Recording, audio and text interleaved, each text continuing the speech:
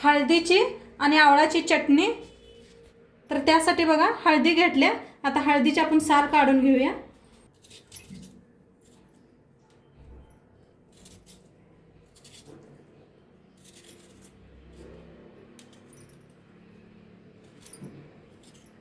भांड घेतले बघा, त्याच्यात आता बारीक बारीक कापून टाकूया ह्याच्यात। आता आवळं घेतले, ते स्वच्छ धुवून आवळं बी कापून घेऊया।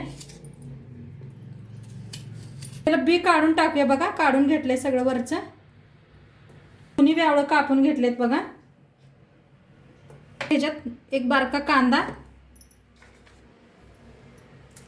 3 हिरव्या मिरच्या घेतल्या, त्या मोडून घेतल्या त्या बघा।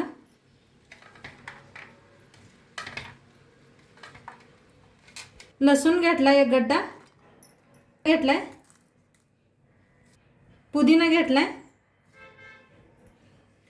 जिरा आणि धनिया घेतलाय बघा, एक चमचा घेतलाय, ते बी टाका ह्याच्यात।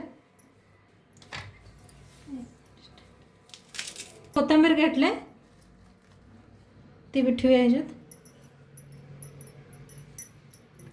चवीप्रमाणे आता बिन पाणी घालताना फिरवून घेऊया, बंद चालू करून। चटणी बनवून रेडी आहे आपली।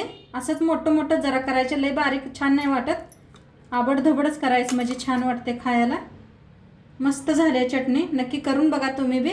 आणि व्हिडिओ आवडल्यास लाईक करा, शेअर करा, कमेंट करा।